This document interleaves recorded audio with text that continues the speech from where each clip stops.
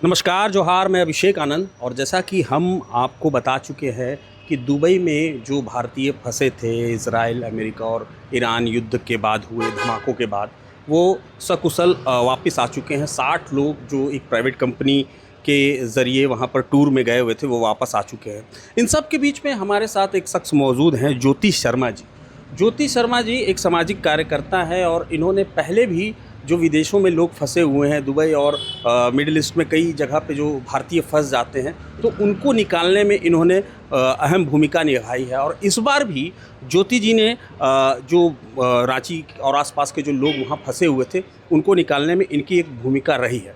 हम इनसे बात करेंगे और जानेंगे कि वहाँ के हालात क्या है और किस तरीके से लोगों को बाहर निकाला गया। ज्योति जी, आपका प्रभात खबर में बहुत बहुत स्वागत है। नमस्कार। आप कुछ बता रहे थे कि जब आपको जानकारी मिली तो उसके बाद आपने एम्बेसी में फ़ोन किया, तो क्या हुआ पूरा घटनाक्रम एक जी बिल्कुल। जो राहुल वर्मा वहाँ फंस गए थे, तो उनके ब्रदर रहते हैं रोशन वर्मा। उन्होंने मेरे से कांटेक्ट किया कि ऐसे ऐसे मेरे ब्रदर फंस गए हैं। तो मैंने उनको बोला कि आप उनका नंबर दीजिए, तो उन्होंने नंबर दिया मेरे को। तो मैंने डायरेक्ट उनसे फ़ोन किया, तो मैंने सारी डिटेल्स, जितने लोग थे, उनके पासपोर्ट्स मैंने बोला, और मैंने बोला कि आप अपने एजेंट से मेरे को बात कराइए। इन द मीन टाइम मैंने एम्बेसी में टच किया, तो एम्बेसी से मेरे को जानकारी मिली कि आप सारी डिटेल्स ऑनलाइन डालिए पोर्टल के ऊपर, और एक हेल्पलाइन नंबर दिया, 2 हेल्पलाइन नंबर दिए, एक व्हाट्सअप का नंबर दिया और एक लैंडलाइन नंबर दिया। बोला आप उन पे बोलिए वहाँ रजिस्ट्रेशन कराने। तो मैंने बोला कि मैं यहाँ से करवा सकता, बोला नहीं, नॉट पॉसिबल, जो वहाँ पर फंसे हुए उनको बोलिए।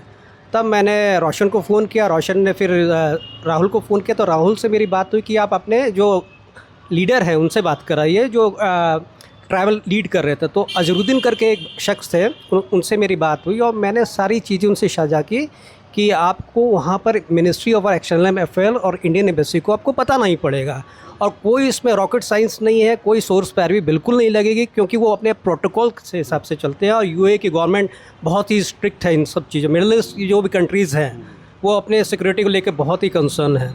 तो मैंने बोला, फिर उन्होंने ऑनलाइन करवाया। उसके बाद धीरे धीरे प्रक्रिया चालू हुई। उनसे मेरी रोज़ बात होती थी और वो बोलती थे ठीक है, मगर ठीक तो हमें भी यहाँ न्यूज़ के माध्यम से तो पता चल ही जाता था। थोड़ा डिफ़िकल्ट था, मगर मैं ये सारा क्रेडिट जो हुआ है इंडियन एम्बेसी जो दुबई में है, इनको लीड करते हैं दीपक मित्तल जी, जो एम्बेसडर हैं वहाँ के, और अमरनाथ जी।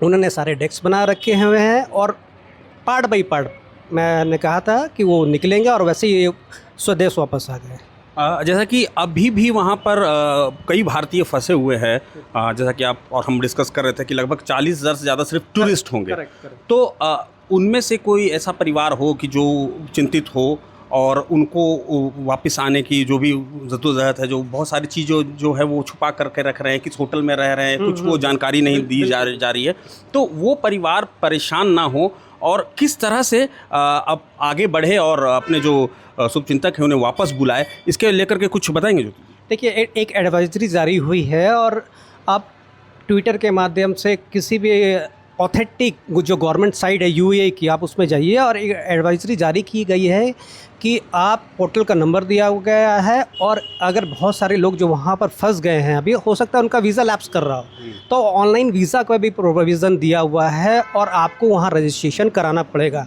इवन कि आप सिंगल हैं या ग्रुप में गए हैं, बिना रजिस्ट्रेशन कराए आप वापस नहीं आ सकते। और किसी की बात में भ्रमित नहीं हो, सीधा ऑथेंटिक जो चैनल है ट्विटर का, यूएई के अकाउंट निकाल लीजिए, एम्बेसी से कॉन्टेक्ट कीजिए, और हेल्पलाइन नंबर्स दे रखे, व्हाट्सअप नंबर भी है, लैंडलाइन नंबर भी है, और किसी से मैं रोकना चाहूँगा, एक एडवाइजरी वहाँ से जारी हुई है और इस वीडियो के साथ में आपको मैं वो भी दिखाऊंगा, बगल में स्क्रॉल करेगा वो, आप उसे पढ़िएगा, और उसमें सारी जानकारी दी हुई है कि किस तरह से किनसे कांटेक्ट करना है, कैसे आप वहाँ पर कांटेक्ट कर सकते हैं, क्या नंबर है, क्या प्रोविज़न है, और क्या एडवाइजरी जारी की गई है यूएई की तरफ से। जी, तो मैं बोल रहा था कि एडवाइजरी में जो आया हुआ होगा, आप उसको फॉलो कीजिए, अपने पासपोर्ट नंबर, आधार कार्ड, किस कंट्री से आए हैं, वो सारी डिटेल्स आप डालिए, और पार्ट बाई पार्ट करके एम्बेसी के लोग वहाँ 24/7 जो काम अभी हो रहा है सेंट्रल गवर्नमेंट की तरफ से और यूएई की गवर्नमेंट से, और इंडियन एम्बेसी जो यूएई में है, 24/7 आप रात को ही फ़ोन कीजिएगा तो उनका रिस्पांस रात को भी आएगा आपको। ऐसा नहीं है कि वहाँ एम्बेसी काम नहीं कर रहे, बहुत लोग बोलते हैं एम्बेसी काम नहीं कर रहा है, दिस इज़ क्वाइट इम्पॉसिबल। क्योंकि जब भी मेरी बात हुई है रात को 12 बजे किया, तो वहाँ का भले 10 मिनट बाद आया मगर रिप्लाई ज़रूर आता है। तो मैं आप लोगों के माध्यम से बोलना चाहूँगा, जो लोग फंस गए हैं, जिनके परिजन फंसे हुए हैं, वो सीधा वो पोर्टफोलियो को फॉलो करना पड़ेगा और कोई सोर्स पैरवी के चक्कर में मत रहिए। सीधा जो गवर्नमेंट के नॉर्म्स हैं उनके नॉर्म्स से उनके फॉलो करके आइए। तो ये थे ज्योति शर्मा जी, जिनके कारण आज लगभग 60 लोग जो झारखंड के हैं और वो वापस यहाँ पर आ पाए हैं। और इन्होंने काफ़ी रिसर्च किया है इसे लेकर के। इन्होंने वहाँ एम्बेसी में बात की और यूएई गवर्नमेंट की जो एडवाइज़री है उसको पूरा अच्छा से इन्होंने अध्ययन किया और ये हमें बताया इन्होंने कि किस तरह से जो भी परिजन इस तरह से परेशान हैं उन्हें कैसे पार्ट बाय पार्ट करके आगे बढ़ना है। वो किसी पैरवी सोर्स के चक्कर में ना रहें और किसी दलाल के चक्कर में ना पड़े। बिल्कुल खुद आप आगे बढ़ें और आप एम्बेसी से कांटेक्ट करें, आपको रास्ता मिलेगा। और जो यूएई गवर्नमेंट है वो बहुत ही सजग है और वो नहीं चाहेगी कि कोई भी टूरिस्ट जो है वहाँ पर बेवजह फंसे, उनको परेशानियों का सामना करना पड़े। तो ध्यान दें और जो ये एडवाइज़री जो हमारी साथ में चल रही है आप इसे भी पढ़ें। फ़िलहाल तो इतना ही, लेकिन हम इस खबर पर नज़र बनाए हुए हैं। जो भी वहाँ पर मिडिल ईस्ट में जो घटनाक्रम हो रही है, दुबई में जो लोग फंसे हुए हैं, हमारी नज़र उस पर बनी हुई है और कैसे आप तक और अच्छी जानकारियाँ, सटीक जानकारियाँ आप तक पहुँचा पाएँ, हमारी कोशिश वो यही है। ज्योति जी, आपका बहुत बहुत शुक्रिया। फ़िलहाल इतना ही। प्रियंका के साथ रांची से मैं अभिषेक आनंद। प्रभातखबर.com, विश्वास वही, रफ्तार नहीं।